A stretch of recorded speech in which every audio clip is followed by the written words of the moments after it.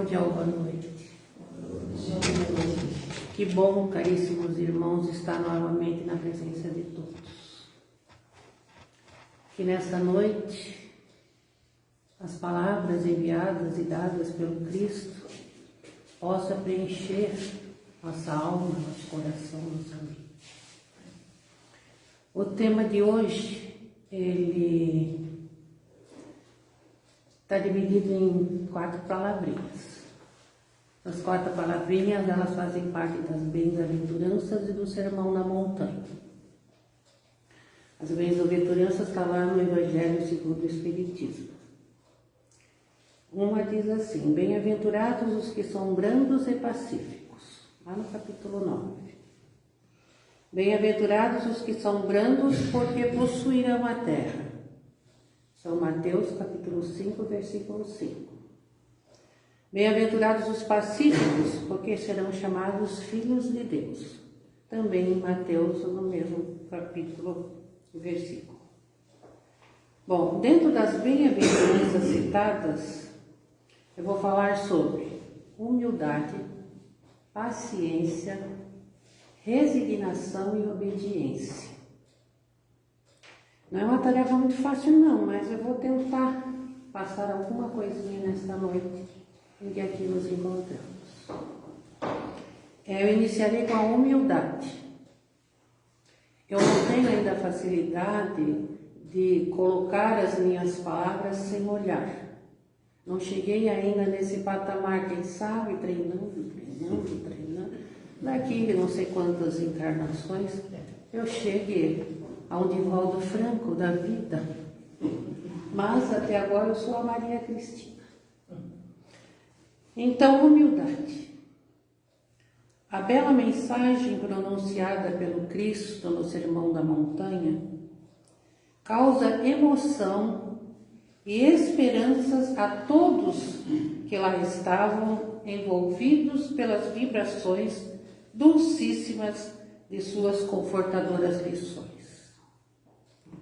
Jesus anunciava que os pobres de espírito são os humildes de coração. São os modestos que não revelam suas conquistas espirituais. Esses espíritos são simples ao transmitirem a sua palavra, sinceros e francos ao agir. Não se empaidece ao saber que adquiriram e não se mostram superiores às criaturas de efêmera glória, apiedando-se delas por permanecerem presas ao mundo, fruto do egoísmo e do orgulho que cultivam. Os pobres de espírito, ou os humildes de espírito, são almas nobres, sem o perceberem, pois verdadeiro sábio é o que desconhece o seu vultuoso saber. São eles virtuosos, capazes de executar grandes ações de extrema generosidade. A humildade. As dificuldades inerentes à conquista dessa principal virtude se originam, entre outros aspectos, na não compreensão do conceito de igualdade, pois a causa do orgulho, sentimento totalmente oposto e contrário à humildade, se baseia no fato de que o homem se considera acima dos demais. Não tem humildade, eu sou o que eu sou. Cultivando a superioridade individual.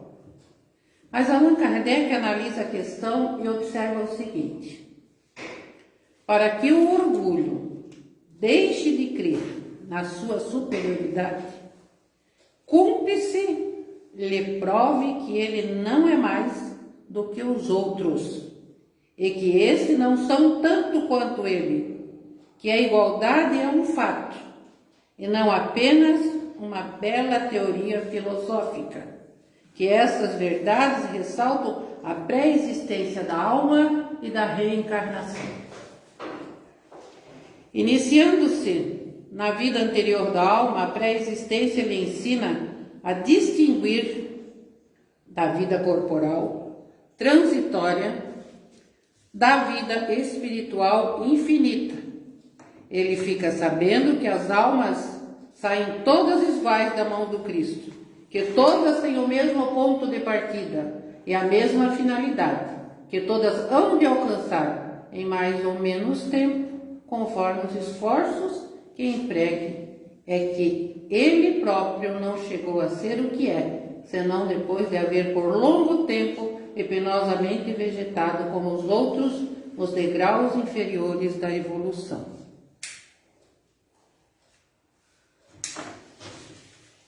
Que entre os mais atrasados e os mais adiantados não há senão uma questão de tempo, que as vantagens do nascimento são puramente corpóreas e independem do espírito, que o simples proletário pode, noutra existência, nascer num trono e o maior potentado renascer proletário. Nasce a humildade naquele ponto em que o espírito começa a compreender que não somente não é superior aos outros, como também não lhe é prejudicial querer parecer o que não é. Ele não pode enganar-se a si mesmo, nem mais querer enganar-se. É à medida que se afirma este sentimento e vão resplandecendo as outras virtudes, a simplicidade, a sinceridade, a modéstia, a mansidão, a benevolência, e assim vão infinitas virtudes que a gente tem conhecimento e que a gente tem que praticar. Cultivai, pois, a humildade, espíritos que peregrinais na terra. Se quereis ascender rapidamente na escala do verdadeiro progresso, do progresso que não admite retrogressões, porque por ele todo lugar que o ser conquista deve-o ao seu esforço e mérito. Cultivai a humildade, se quereis tornar-vos depressa grandes, porquanto sem se fazer realmente humilde, ninguém ganha as culminâncias da perfeição. Humildade. A humildade é virtude muito esquecida entre nós. Bem poucos seguidos são os exemplos que dela se vos tem dado. Entretanto, sem humildade, podeis ser caridoso com o vosso próximo? Não.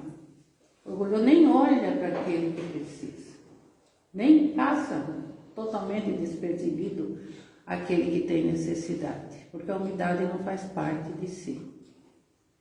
Oh, não!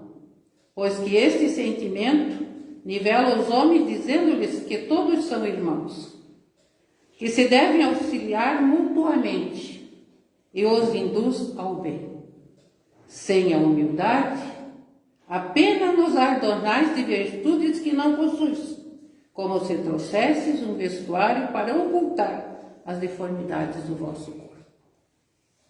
Lembrai-vos daquele que nos salvou, lembrai-vos da sua humildade, que tão grande o fez, colocando-o acima de todos os profetas, dizendo que o reino dos céus é dos simples, que Jesus significar que a ninguém é concedida entrar nesse reino sem a simplicidade do coração e a humildade do espírito. Em qualquer circunstância, Jesus põe a humildade na categoria das virtudes que aproximam de Deus. Bom, aqui ficou a humildade, colocada dentro de cada um de nós. Agora vamos à paciência. A paciência é bem mais fácil, né? Para alguns, né? Ai, paciência. Esta paciência, assim, que depois eu vou dar uns exemplos, que eu acho que todos nós praticamos essa não paciência, essa impaciência. Mas, vamos a ela. A paciência é companheira inseparável da humildade. Sem humildade real, não pode haver verdadeira paciência. E uma verdadeira paciência é impossível sem a humildade. Mas a paciência é uma virtude de manter um controle emocional equilibrado, sem perder a calma ao longo do tempo. Consiste basicamente de tolerância a erros ou fatos indesejados. Quando essas coisas aparecem, é que a gente vai testar a paciência. Se não existissem os erros, as pessoas, sei lá, tem tantas coisas, depois eu vou lembrar aqui. É a capacidade de suportar incômodos e dificuldades de toda ordem, em qualquer hora e em qualquer lugar. É a capacidade de persistir em uma atividade difícil, acreditar que conseguirá o que quer, de ser perseverante, de esperar o momento certo para certas atitudes. Às vezes a gente quer fazer até um bordado e aquilo ali está tão difícil, a gente larga a mão, perde a paciência, guarda, esquece na gaveta. Porque perdeu a paciência e não vai fazer mais. Até às vezes a gente na cozinha, né? Fazer um bolo bem gostoso, daqui a pouco aquela massa não deu nada, a gente perde a paciência, joga no lixo, acabou-se. Acho que a gente não perde a paciência, a gente ainda não tem. Mas a gente às vezes tem, né? Não é sempre. Esse é um assunto importante que surge apenas na superfície. Mas acho que todos nós podemos apreciar que em nossa vida cotidiana, em nossa vida familiar, no nosso local de trabalho, na nossa vivência social, nos nossos encontros com nossos vizinhos, com nossos filhos, tudo isso fazem parte de um trabalho para aprender a ter paciência. E todo esse campo ele é maravilhoso para a prática dela. Qualquer lugar. Os exemplos eu já falei. Como nos orienta um espírito amigo no Evangelho segundo o Espiritismo, no capítulo 9, coragem, amigos. O Cristo é nosso modelo. Sofreu mais que qualquer um de nós. E nada tinha do que se acusar. Enquanto tendes a expiar o vosso passado e de fortalecer-vos para o futuro. Jesus, no Calvário, ele sendo crucificado, ele não dizia nada, ele não recriminava nada, ele foi com toda a paciência que existe no mundo de fora dele. Então, um exemplo assim é que ele é ele, né?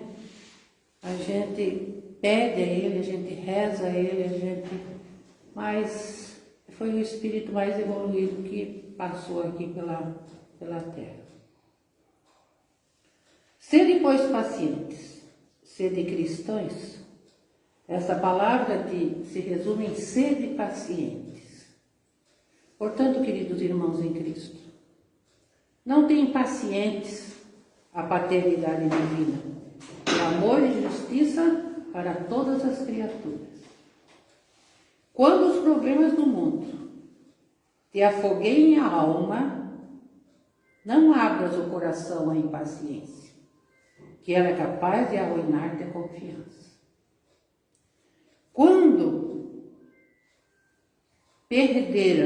Quantos perderam as melhores oportunidades de reencarnação, unicamente por se haverem abraçado com o desespero?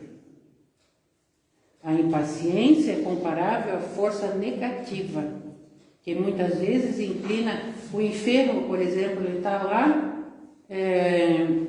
não quer mais saber, ele está à beira da morte, e aí, sem paciência, ele perde o momento em que o organismo dele pode entrar em recuperação para uma cura. Mas ele se desesperou tanto antes que essa oportunidade, pela falta da paciência, que ele não alcançou. Desejamos aqui asseverar que a impaciência é precipitação, e precipitação às vezes reduz em violência. Para muitos, a serenidade é a preguiça vestida de belas palavras.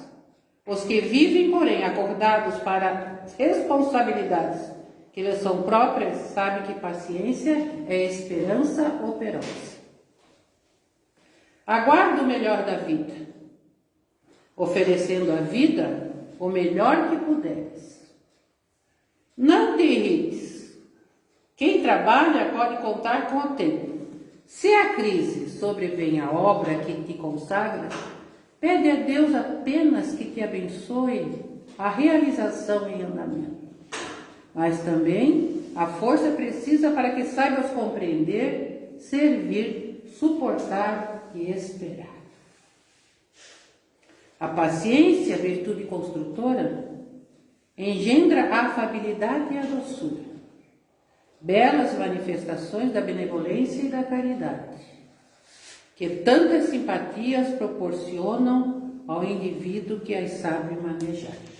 Agora eu vou pegar esse livrinho aqui, Caminho Espírita, a psicografia de Chico, e quem escreveu foi Emmanuel.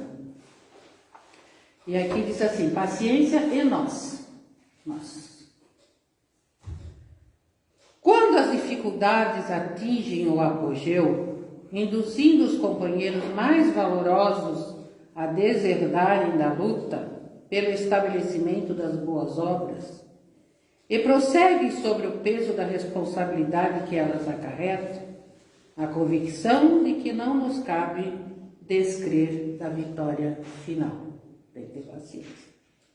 Quando os problemas se multiplicam na estrada, pela invigilância dos próprios amigos, e te mantens em revolta nas relações edificantes a que te consagras, quando a injúria te espanca o nome, procurando desmantelar teu trabalho, e continuas fiel às obrigações que abraçaste, sem atrasar o serviço com justificações ociosas. Quando tentações e perturbações te ameaçam as horas, tumultuando teus passos e caminhas à frente sem reclamações e sem queixas. Quando te é lícito largar aos ombros de outrem a carga de atribuições sacrificiais que te assinala a existência, e não te afastas do serviço a fazer, entendendo que nenhum esforço é demais em favor do próximo. Quando podes censurar e não censuras, exigir e não exiges, então terá levantado a fortaleza da paciência no reino da própria alma. Nem sempre passividade significa resignação construtiva. Raramente pode alguém demonstrar conformidade quando se encontra sob os constrangimentos da provação. Paciência, em verdade, é perseverar na edificação do bem, a despeito das arremetidas do mal, e prosseguir corajosamente, cooperando com ela e junto dela, quando não seja mais possível desistir. Não largar a paciência. Mantê-la firme e forte. Contar até 10, contar até 20. Na hora em que a gente está perdendo a paciência com os filhos também, né? Põe um pouco de água na boca e segura, né? E nem o Chico botar água na boca, daí você não pode falar. E aí foi a paciência. Agora vem a obediência e resignação. Virtude esquecida e pouco trabalhada. A resignação é a base para a nossa paz com Deus. Ensina-nos o benfeitor Lázaro, também no Evangelho, capítulo 9, item 8, que a obediência é o consentimento da razão. A resignação é o consentimento do coração. Sobre essa virtude temos também o benfeitor espiritual André Luiz, que lá na Agenda Cristã, um livro que ele ditou, ele ensina que a rocha garante a vida nos vale por resignar-se à solidão. e que a resignação tem o poder de amenizar o impacto causado pelo sofrimento. Eu fico resignada. Eu tenho aqui um exemplo de resignação e paciência de uma tia-avó minha. Essa minha tia-avó, ela era extremamente católica, religiosa e tudo mais. E no final da vida dela, ela teve um AVC e paralisou todo o seu lado direito. Então ela ficava um pouco na minha casa com minha mãe, outras vezes com a minha tia, e assim a gente foi cuidando. Eu nunca ouvi ela reclamar de nada. Nada, nada. Ela era um espírito muito evoluído. Se ela tinha dor, ela não dizia. A gente levava para lá, estava bom, levava para cá. Ela gostava muito de futebol, então a alegria dela era botar ela na frente de um jogo de futebol. Ela fazia um crochê maravilhoso. E ela é uma pessoa que deve estar muito iluminada, em um lugar muito elevado. Porque com todo 8 anos ela ficou assim. Que eu acho que foi só o resgate para ela subir mais na evolução. Porque ela já era muito boa. Ela cuidava de todos os doentes da família. Minha tia estava doente, ela ia. Eu doente, ela ia lá para a Bahia que eu estava. Minha mãe, todos ela cuidava. E não foi criada por um tio, porque nem mãe nem pai ela chegou a conhecer. Mas ela era, a tia Lica, uma pessoa que não tem outra igual. A resignação, para que como tal possa reconhecer-se, deve ser voluntária, e é preciso que o homem conheça a causa do que ocorra e que o obrigue a consentir sem protesto na sanção da lei, pois que a resignação é o assentimento da alma ao inevitável. E sem o consentimento não pode a alma ter consciência do que é evitável e do que não é. O espírito deve propender sempre para a realização do melhor, segundo sua compreensão. E por isso mesmo, contra tudo quanto em sua opinião não seja o melhor. Deve lutar e opor-se até conseguir esse melhor que procura, ou convencer-se do seu erro. Somente quando, pela luta, não possa conseguir a vitória de seu propósito ou fazer flutuar a ideia que, alimentada por sua alma, deseja que triunfe, cabe a resignação. Ela, porém, se impõe em todas as circunstâncias da vida. Há as expiações, as provas, as reparações, a que a lei sujeita o espírito, como efeito de causas geradas por ele e a cujas consequências não podem subtrair-se. Todos nós temos provas, expiações, reparações que já trazemos junto conosco. Contra esses decretos, contra essas sanções da lei moral e ainda das leis chamadas naturais, é insensato rebelar-se. Não tem como você falar, rebelar, gritar, não. Veio com você, está com você. Veja o que você pode fazer nessa sua prova, nessa sua expressão, para que ela não, novamente, na outra encarnação, seja novamente sua prova e sua expiação. Tem que dar um jeito nessa. A Terra não é um paraíso, bem o sabeis. E porque não é, o sofrimento constitui patrimônio dos que habitam. Só quando esse sofrimento, que foi impossível evitar, se suportar com resignação, a história da tia Lica, é que se torna produtivo para a alma, contribuindo para a sua depuração e evolução. O destino do espírito não é sofrer, contudo é necessário que sofra para chegar a tornar-se invulnerável ao sofrimento. Assim, não vos assustem, não façam cara feia as contrariedades que experimenteis no vosso transitar pelo mundo.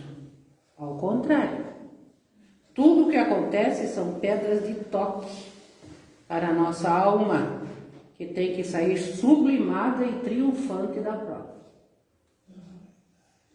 Aprendei a lição da resignação. Se a aprenderdes bem e souberdes aproveitá-la, ela vos salvará. A doutrina de Jesus ensina, em todos os seus pontos, a obediência e a resignação, duas virtudes companheiras da doçura. Portanto, caríssimos irmãos, é o que eu tentei para a noite de hoje, né? Então, que nós possamos ser pacientes, resignados, obedientes, pacientes. Não é muito fácil, mas não custa nada tentarmos para melhorarmos nossa evolução. Então, sabe, eu sou sempre muito curta nas minhas palestras, né? Pá, pi, pó, pum.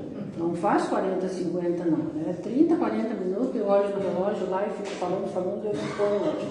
Quando ele chegou, então, esse chega. E agora tem que ir a oração final, né? Isso. Então, deixa eu me concentrar aqui. Vamos todos nós acalmar, esquecer tudo que ficou para trás, tudo que ficou durante o dia.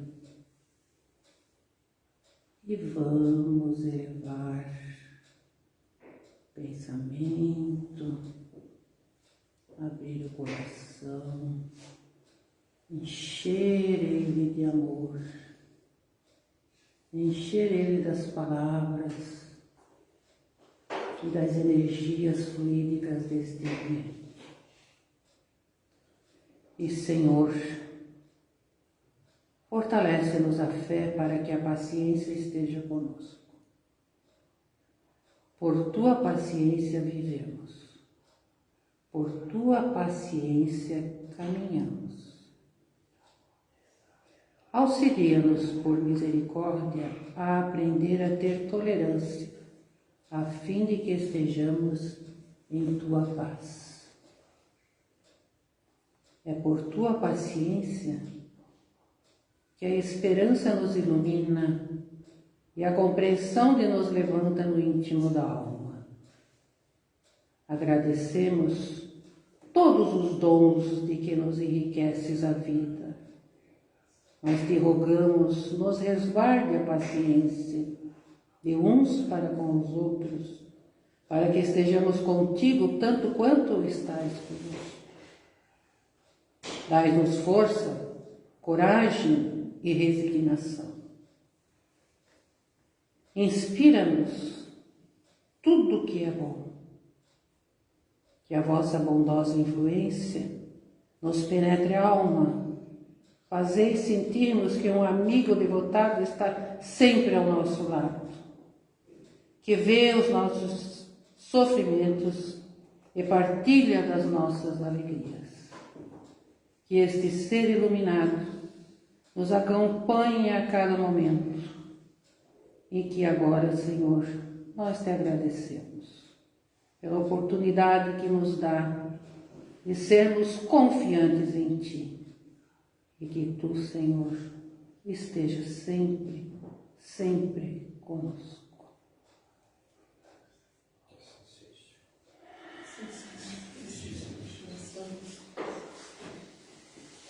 Assim seja.